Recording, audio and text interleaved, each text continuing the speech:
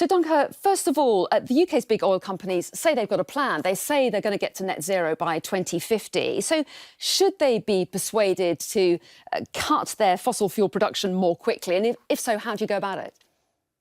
Well, the first thing is the International Energy Agency report this year stated that we could not afford to invest any new investments in new fossil fuels if we are to reach net zero 2050.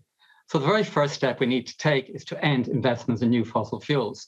And that can be done in two ways. The government needs to regulate it. And secondly, the banks need to stop lending billions of dollars to the oil corporations to expand their current exploration and projects. Then we need to look at how we phase out over the next 10 to 15 years the remaining production. OK, and let's take a look at why we're talking about this, Vicky, because here, this is what the Carbon Tracker has said about fossil fuel investment. They say £13 billion of fossil fuel investment approved in 2020 was inconsistent with global warming of 1.65 degrees, not to mention the 1.5 degree target. So do you think the government should step in to stop investment in fossil fuel companies right now?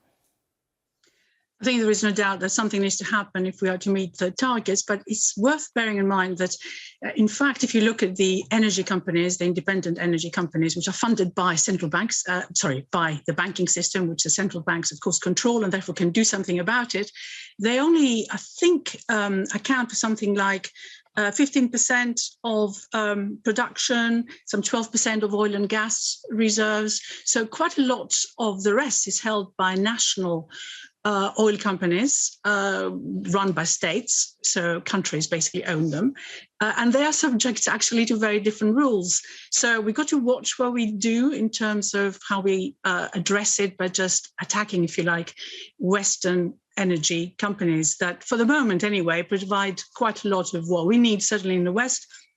Although we've seen periods, of course, with oil crisis when we have been relying quite a lot on other parts of the world to provide us with oil, which have, of course, led to very substantial increases in prices and drops in GDP and so on in the Western world, recessions and so on. So we have to be a little bit careful about wishing to, if you like, attack firms which at present provide us with quite a lot of our needs. And second, what they do is they...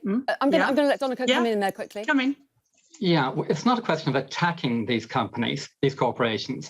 What Carbon Tracker is saying clearly, investing billions and trillions of dollars in new fossil fuel investments is actually endangering those companies' future.